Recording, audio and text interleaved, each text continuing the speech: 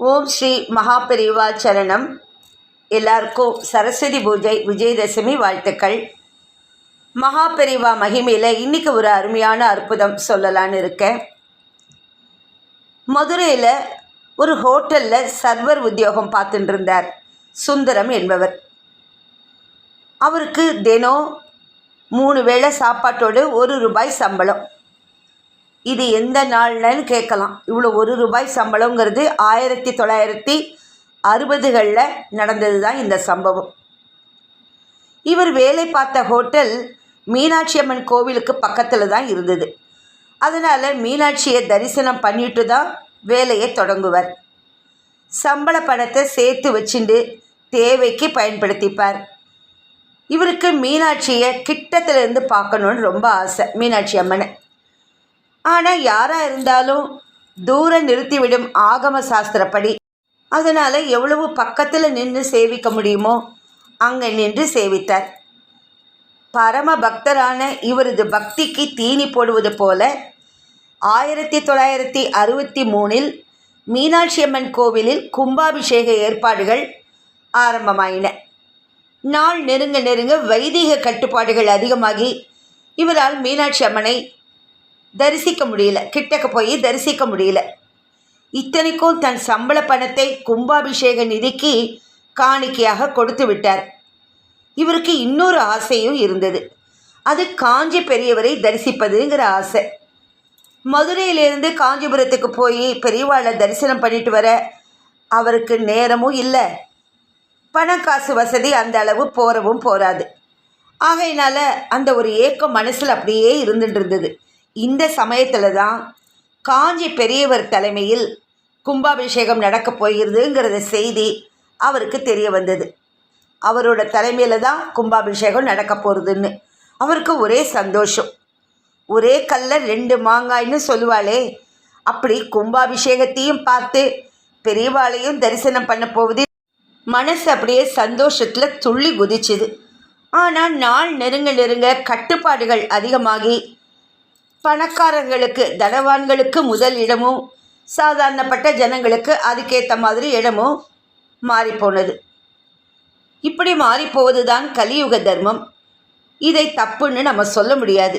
எது எப்படியோ நம்முடைய சர்வர் சுந்தரத்துக்கு கும்பாபிஷேக நாளைக்கு முதல் நாளே மிகவும் வருத்தமாக போய்விட்டது. பெரியவரை பார்ப்பதும் கும்பாபிஷேகத்தை பார்ப்பதும் தன் வரையில் முடியாத காரியம்னு தோணிடுத்து. மாசி வீதிகளில் ஏதாவது ஒரு வீட்டு மாடிக்கு போய் நின்றுண்டு பார்க்கலாம் என்றால் அதற்கும் வழி இல்லை. இந்த நிலையில் முதல் நாளே கோவிலுக்கு சென்றவர் பொற்றாமரை குளத்தை ஒட்டி பல பேர் உட்கார்ந்திருப்பதை பார்த்து இவரும் அங்கேயே உட்கார்ந்து விட்டார். விடிய விடிய கோவிலும் திறந்திருந்ததால் யாரும் வெளியே துரத்தலை. ஆனால் குளத்தங்கரையில் உட்கார்ந்து என்ன புண்ணியம்? வேணும்னா ஒரு முழுக்கு போடலாம். அப்போது முழுக்கு போடும் அளவு ஜலம் இருந்தது, குளிக்கும் வழக்கமும் இருந்தது அப்போது அந்த காலத்தில்.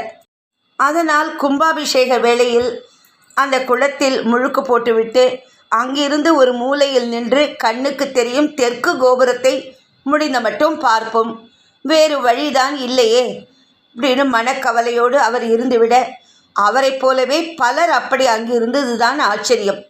அதில் பல பாட்டிகளும் வைதிக பிராமணர்களும் அடக்கம்.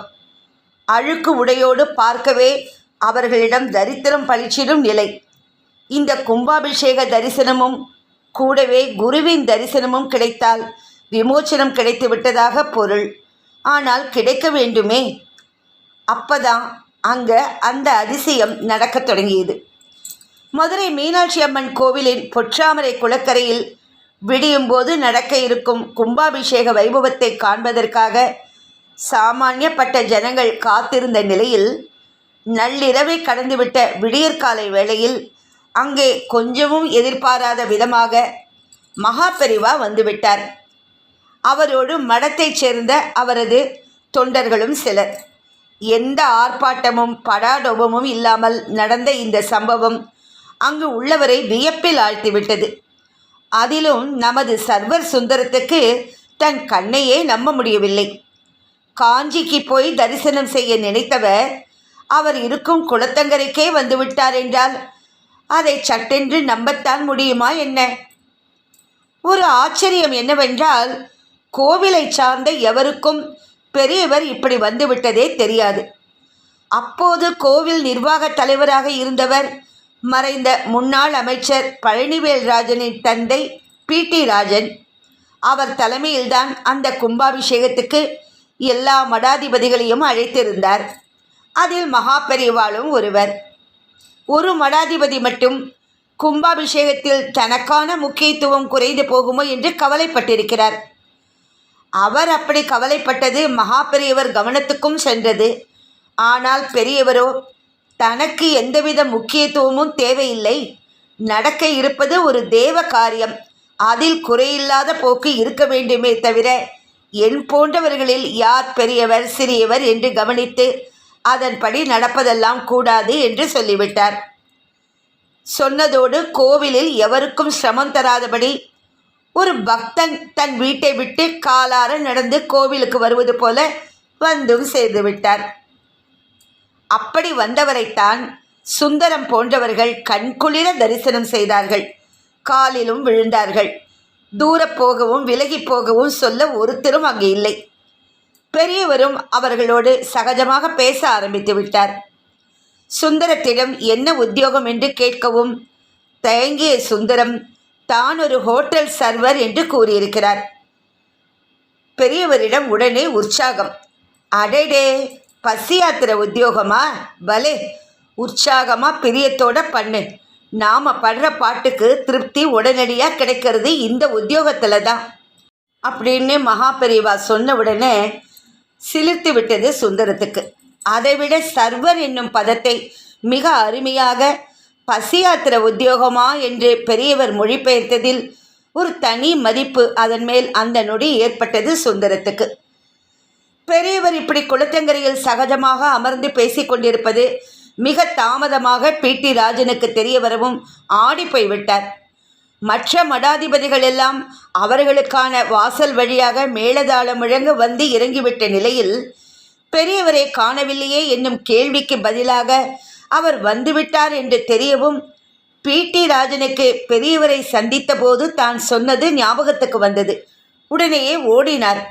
குளத்தங்கரையில் பெரியவரை பூர்ண கும்பத்துடன் தரிசனம் செய்து கும்பாபிஷேக கோபுரம் நோக்கி அழைத்து செல்லத் தொடங்கினார்.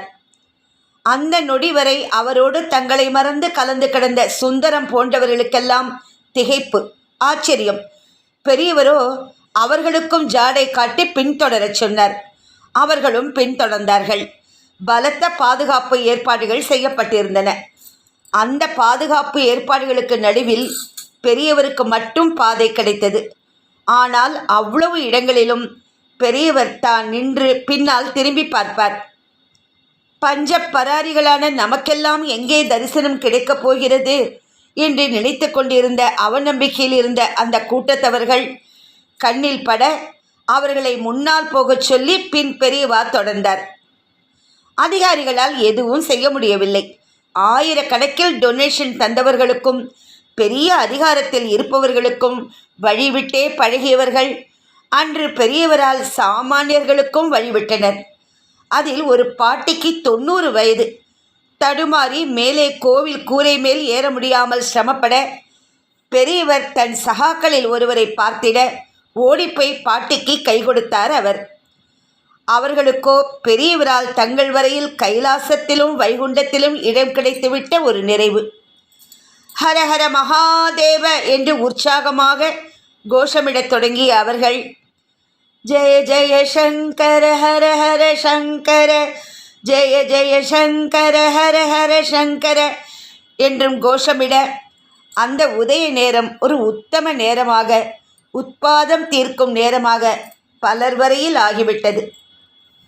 கோபுரம் முன் பல மடாதிபதிகள் காத்திருந்து பெரியவரே முன் நிற்க வேண்டினர். தன் முக்கியத்துவம் குறைவுபடும் என்று கருதிய மடாதிபதியால் எதனாலோ நிகழ்ச்சியில் கலந்து கொள்ள முடியவில்லை. ஆனால் நிகழ்வுதான் பெரிது என கருதிய பெரியவரோ ஆத்மார்த்த விருப்பம் கொண்ட ஒரு கூட்டத்தோடு வந்து சேர்ந்து விட்டார்.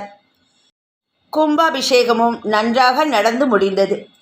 சுந்தரத்துக்கும் நடப்பது கனவா நனவா என்கிற கேள்வி. ஆனந்த கண்ணீர் அவர் கண்களில் பெருகி ஓடியது. அடிமனதிலிருந்து எழும்பும் பவித்திரமான ஆசைகள் நிச்சயம் ஈடேறும் என்பதை அனுபவபூர்வமாக புரிந்து கொண்டார் சுந்தரம், சர்வர் சுந்தரம். இவ்வளோ ஒரு அருமையான அற்புதம். நாம் மனசில் அடிமனசில் ஆசை வச்சுக்கணும், இந்த காரியத்தை நம்ம நடத்தணும், இது நம்மளுக்கு நடக்கணும், நடந்தால் நல்லாயிருக்கும்னு நினச்சோன்னா கண்டிப்பாக நமக்கு மகாபெரிவா நடத்தி கொடுப்பா. எப்படி பாருங்க அழகாக அந்த ஒரு மக்களோட அவளை தன்னோடு அழைச்சிட்டு போய் கும்பாபிஷேகத்தை பார்க்க வச்சார். ஹர ஹர சங்கர ஜெய ஜெய சங்கர, ஹர ஹர சங்கர ஜெய ஜெய சங்கர. ஓம் ஸ்ரீ மகாபெரிவா சரணம். நமஸ்காரம்.